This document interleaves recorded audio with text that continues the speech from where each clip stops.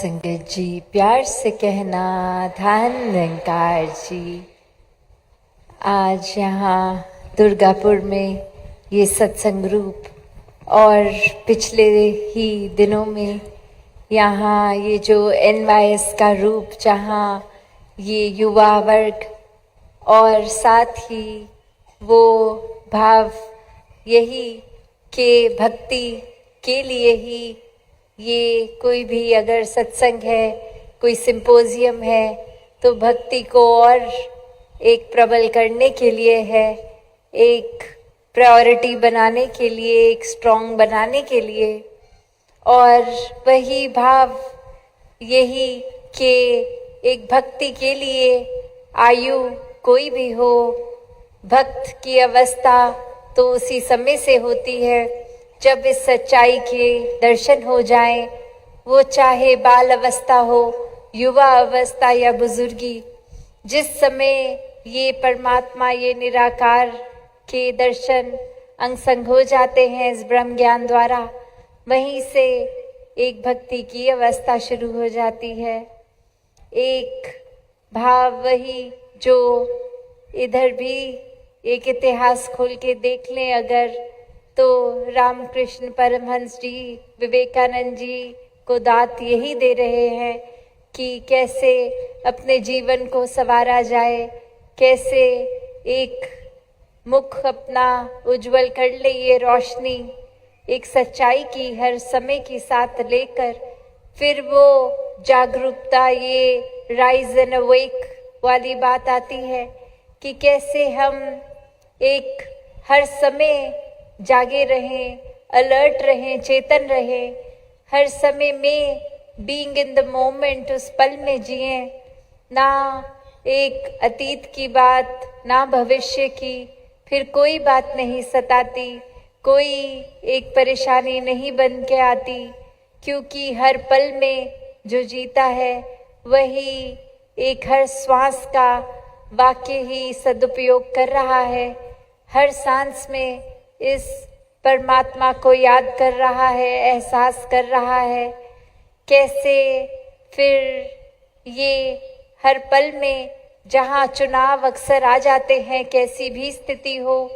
कि इस पल में क्या करना है, तो भक्तों के लिए भी संसार उसी तरह है, उतार चढ़ाव संसार के उसी तरह है।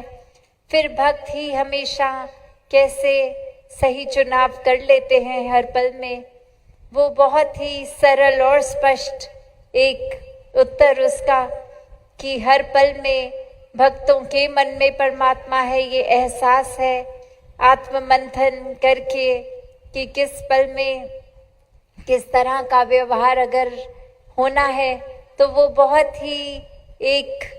नेचुरल सा आता है, क्योंकि अंदर ये जो प्योरिटी, ये मन में परमात्मा का वास है, तो जो अंदर है वही बाहर आता है। अंदर अगर अच्छाई, मधुरता, मिठास, दिल में करुणा, दया,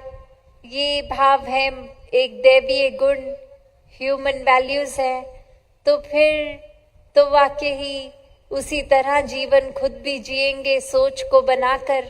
तो हमारा व्यवहार भी हर एक के साथ बिना भेदभाव के हो जाता है।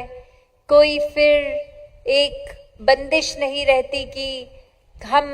कहाँ पैदा हुए हैं, हमारी भाषा कैसी है, सामने वाला या कौन है, कहाँ से आया, कैसा खान पीन रहन सहन है किसी का भी, सभी में फिर इस परमात्मा के दर्शन होते हैं। सभी का एक मन सत्कार करता है, सभी के लिए मन एक समर्पित होके हर एक के कल्याण के लिए लग जाता है, सेवा भाव आ जाती है। एक मन में बात आती है कि कैसे हर कोई इस जीवन को हर पल में एक बहुत अच्छी तरह जीवन को जिए, परमात्मा के साथ जुड़ जाए, इस आत्मा का भी जीते जी भी कल्याण हो, और जीवन खत्म होने के बाद भी ये आत्मा और परमात्मा का मोक्ष और ये मुक्ति के रूप में मिलन। तो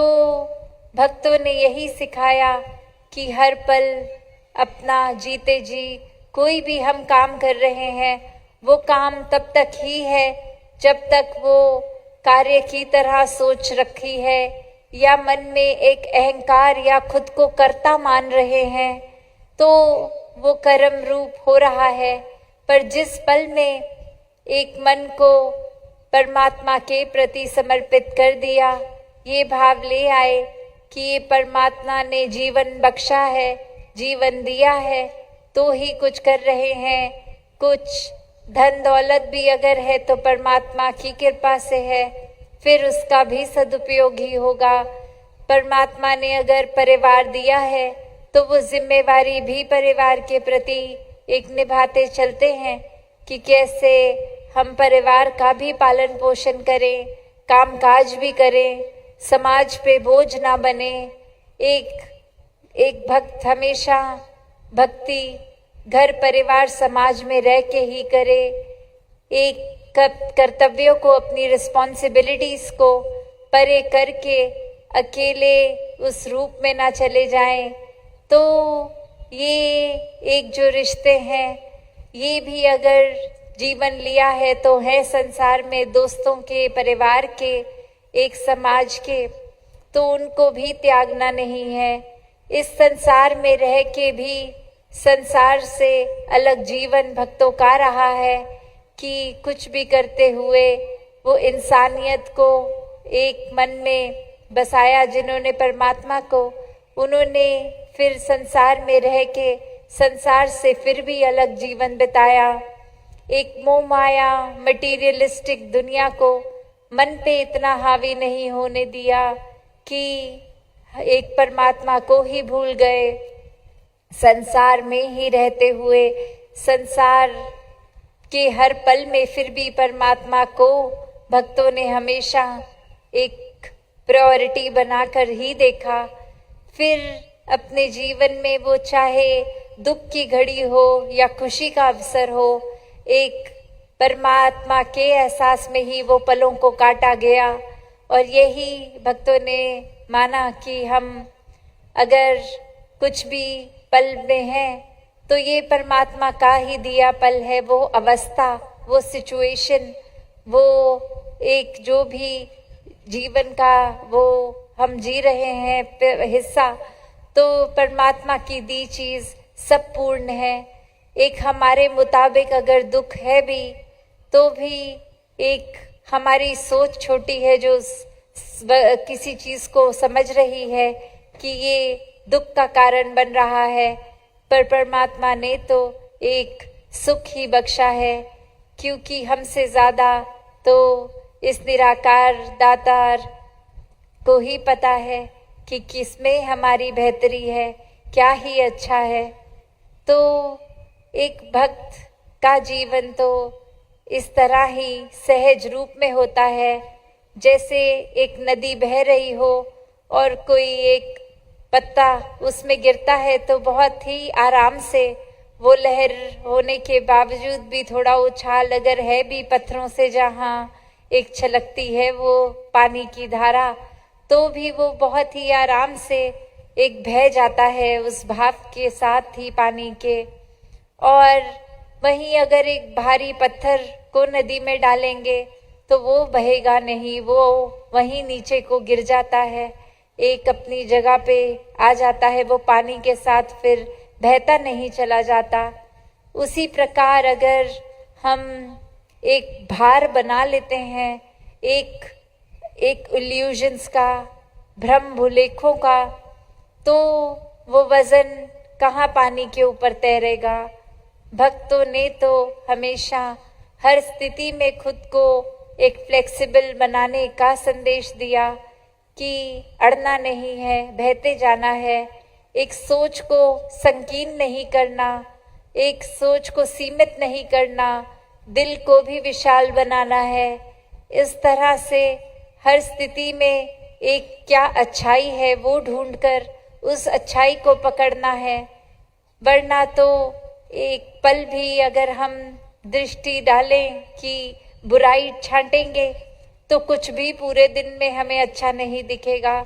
कोई इंसान मिलेगा तो उसकी कमियों पे नजर जाएगी, अपने ही जीवन में देखेंगे, कहीं बैठेंगे तो लगेगा यहाँ बहुत गंदगी है, अपने घर में देखेंगे तो लगेगा बहुत छोटा है। उस तरह कुछ भी अच्छी चीज नहीं दिखेगी। और वही संत अगर देखेगा कि अगर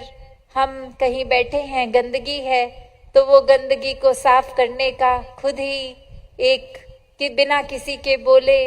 वो करने लग जाते हैं कि चलो गंदगी है तो साफ भी की जा सकती है। फिर उस जगह एक अच्छी जगह, साफ जगह भी बैठा जा सकता है। अपने घर परिवार में बैठ के फिर ये शुक्राना निकलता है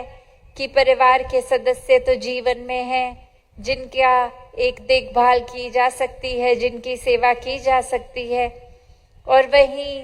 वो अपने घर मकान पे भी नजर जाए तो ऐसी ही जाती है कि शुक्र है परमात्मा सर पे छत तो दी। एक चाहे झोपड़ी रूप का मकान है या बड़ा महल है, तो भी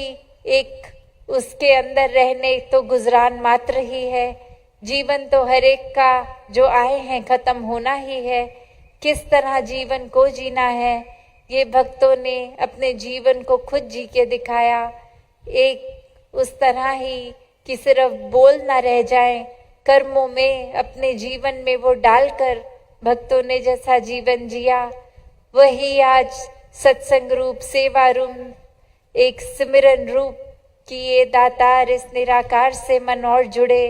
मन में अहंकार ना हो, समर्पित हो के पूरे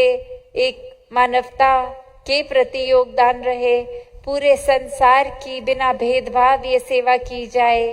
और अपनी मन का नाता इस परमात्मा से और गहरा हो, तो हर कोई इसी रूप में अपनी भक्ति करते जाए, इस सच्चाई से जुड़ के, इस निराकार को ब्रह्म ज्ञान के द्वारा जान के ये जीते जी ही अपनी आत्मा का कल्याण कर ले। सात संगत जी, धन निरंकार जी।